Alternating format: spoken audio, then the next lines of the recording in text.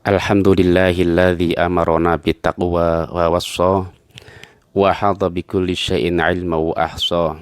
Asyhadu an la ilaha illallah wahdahu la syarikalah wa asyhadu anna sayyidana Muhammadan abduhu wa rasuluh syahadatal atqa.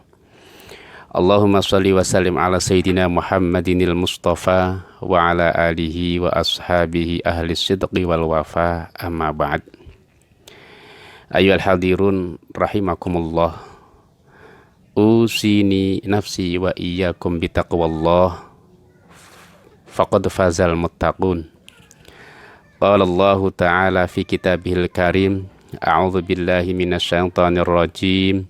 Ya ayyuhalladzina amanu taqullaha haqqa tuqatih wa la tamutunna illa wa antum muslimun. Hadirin jamaah Jum'ah hafidhakumullah. Pada kesempatan istimewa dan tempat yang syarat akan berkah ini, saya berwasiat kepada diri saya sendiri khususnya dan kepada seluruh jamaah secara umum. Mari kita bersama-sama meningkatkan ketakwaan kita kepada Allah Subhanahu wa Ta'ala dengan berusaha semaksimal mungkin, sekuat tenaga untuk melaksanakan semua perintah-perintah Allah dan menjauhi semua larangan-larangannya. Hendaknya kita bisa menyadari bersama bahwa pesan takwa kepada Allah yang senantiasa disampaikan setiap Jumat memberikan satu peringatan bahwa hal tersebut tentunya sangat penting dalam kehidupan kita dan pasti memberikan makna yang sangat dalam. Oleh karenanya, marilah ketakwaan kepada Allah Subhanahu wa Ta'ala kita jaga dengan baik dan senantiasa kita usahakan untuk meningkatkannya. Jamaah Jum'ah rahimakumullah. Saat ini kita masih berada di salah satu bulan yang dimuliakan oleh Allah Subhanahu wa Ta'ala, yaitu bulan Rajab. Mungkin barangkali ada yang belum puasa, mungkin barangkali belum ada yang memperbanyak sedekah, belum meningkatkan amal-amal soleh di bulan ini. Tentunya masih ada kesempatan. Mari kita isi sisa bulan Rajab ini dengan hal-hal positif, dengan memperbanyak amal soleh. Sebab seperti yang telah kita ketahui bahwa Rajab adalah bulan yang betul-betul dimuliakan oleh Allah Subhanahu wa Ta'ala. Rasulullah Shallallahu Alaihi Wasallam dalam memperhatikan bulan Rajab sampai memanjatkan doa, sebagaimana diriwayatkan oleh Anas bin Malik dalam Musnad Imam Ahmad. Beliau memanjatkan doa secara khusus, Allahumma barik lana fi Rajab wa Sya'ban wa ballighna Ramadan. Ya Allah, semoga Engkau memberkahi kami pada bulan Rajab dan Sya'ban, dan semoga Engkau pertemukan kami dengan bulan Sya'ban, dengan bulan Ramadan. Dan semoga Engkau pertemukan kami dengan bulan Ramadan. Ini menyiratkan bahwa Rajab merupakan persiapan awal untuk menyambut bulan Ramadan. Rajab menjadi tonggak dari rangkaian ibadah-ibadah penting pada bulan-bulan yang jatuh setelahnya, yaitu pada bulan Sya'ban dan bulan Ramadan. Sebagian ulama berkata, Rajabu syahruz zar'i wa Sya'banu syahrus saqi wa Ramadanu syahrul hasad. Artinya Rajab adalah bulan menanam, Sya'ban adalah bulan untuk menyirami, sementara Ramadan adalah bulan untuk memanen. Maka dari itu marilah kita gunakan sisa bulan Rajab ini dengan sebaik-baiknya, dengan memperbanyak amal soleh, istighfar, sedekah, puasa, dan lain sebagainya. Hadirin yang dirahmati Allah Subhanahu wa Ta'ala, di bulan Rajab yang mulia ini kita juga mengetahui ada kejadian besar, ada kejadian yang masyhur yang merupakan salah satu daripada mukjizat besar Rasulullah Shallallahu Alaihi Wasallam, yaitu perjalanan Isra Mi'raj, perjalanan Nabi dari Masjidil Haram sampai ke Masjidil Aqsa yang kemudian dilanjutkan ke Sidratul Muntaha. Tentunya perjalanan Isra Mi'raj juga ada banyak hal yang patut kita jadikan sebagai pelajaran. Kita bisa memetik berbagai hal pelajaran dari kejadian dan perjalanan Isra Mi'raj itu. Yang pertama, Isra Mi'raj adalah perkara yang hak karena sharih sangat jelas dan eksplisit disebutkan dalam Al-Quran. Sebuah kejadian yang pasti terjadi, pasti benar, dan tak ada keraguan sama sekali meskipun akal manusia tidak menjangkau kejadian tersebut. Semua hal aneh di luar nalar yang terjadi dalam Isra Mi'raj itu tak lain dan tak bukan dalam rangka menguji dan mengukur ketebalan iman seseorang. Sebab manusia tersesat adalah orang yang hanya mengukur sebuah kebenaran, hanya bersandar pada akal semata. Kita harus menghindari arus pemikiran yang hanya membanggakan dan mengandalkan akal dengan mengesampingkan kekuatan Allah Subhanahu wa Ta'ala dari sisi lain. Karena tidak mustahil jika pola pikir demikian dilestarikan akan menjadikan ajaran agama yang tidak cocok dengan akal akan ditolak dan akan diingkari. Na'udzubillah min dzalik.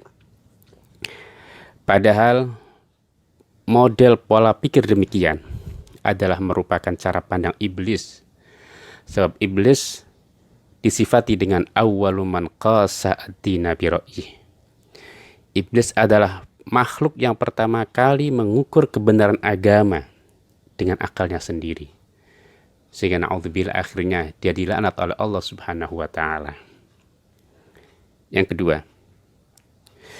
sebelum Nabi Muhammad SAW menghadap Allah Subhanahu wa Ta'ala dalam Mi'raj, beliau dibedah dadanya, dibersihkan hatinya. Meskipun kita yakin bahwa hati Nabi sebenarnya sudah pasti bersih, karena beliau adalah maksum, suci dari dosa dan dijaga dari menjalankan hal-hal yang bersifat maksiat kepada Allah Subhanahu wa Ta'ala. Sebagaimana tertulis dalam Simtud Durar karya Habib Ali Al-Habsyi, wa ma akhrajal amlaku min qalbihi adha walakinnahum zaduhu tuhran ala tuhrin. Yang artinya, malaikat tidak menghilangkan kotoran dari hati Nabi, tetapi agar hati yang suci semakin menjadi suci. Pembersihan hati ini dilakukan sebelum Rasulullah SAW menerima tugas salat 5 waktu. Ini juga pelajaran penting bagi kita sebagai umat yang banyak akan tindakan dosa dan berlimang dosa. Bahwa saat akan menghadap Allah Subhanahu wa Ta'ala dalam sholat, hendaknya lebih dahulu kita bersihkan hati kita masing-masing. Artinya, apabila kita sholat harus dimulai dengan hati yang suci, khusyuk, tidak memikirkan hal-hal duniawiyah. Oleh karenanya, Allah Subhanahu wa Ta'ala ketika memerintahkan sholat, beliau berfirman dengan ungkapan aqimus sholah, dirikanlah sholat, bukan dengan bahasa if'alus sholah yang cuma sekedar melakukan sholat. Ini jelas bahwa iqamatus sholah tidak sama dengan fi'lus sholah. Fi'lus sholah yang penting kita melakukan rukun dan syarat sholah sudah dianggap sebagai fi'lus sholat. Tetapi iqamus sholah, tetapi iqamatus sholah tidak cuma sekedar melakukan, tapi harus ityanus sholah bihuquqiha al-zahirah wa huquqiha al-batinah. Iqamus sholah adalah melaksanakan sholat dengan menjalankan seluruh hak-hak sholat yang zahir, syarat rukun sholat yang zahir, dan hak-hak sholat yang batin, seperti kesucian hati, kebersihan hati, kekhusyuan hati, dan hudurnya hati. Hadirin yang dirahmati Allah Subhanahu wa Ta'ala. Lalu bagaimana agar kita bisa menjalankan sholat dengan khusyuk? Kita bisa mengambil pelajaran dari Syekh Hatim Al-Asham. Beliau pernah ditanya, kaifa taksha'u fi sholatik? Bagaimana engkau dapat khusyuk dalam sholatmu? Syekh Hatim menjawab, aku wa ukabbiru lis-sholah wa takhayyalul ka'bah amama aini. Aku berdiri dan bertakbir membayangkan Ka'bah ada di depanku. Was-sirata tahta qadami, saya bayangkan siratal mustaqim ada di bawah telapak kakiku. Wal jannata an yamini, saya bayangkan sorga ada di sebelah kananku. Wan naro an shimali, sementara neraka ada di sebelah kiriku. Wa malakal mauti waroi, dan saya bayangkan bahwa di belakang saya ada malakul maut yang siap menjemput saya.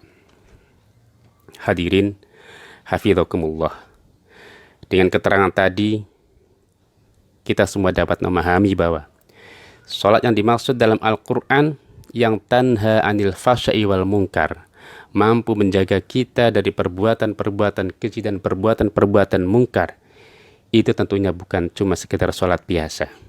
Tidak hanya fi'lus sholah, namun harus iqamatus sholah, menjalankan hak-hak sholat zahiran wa batinan.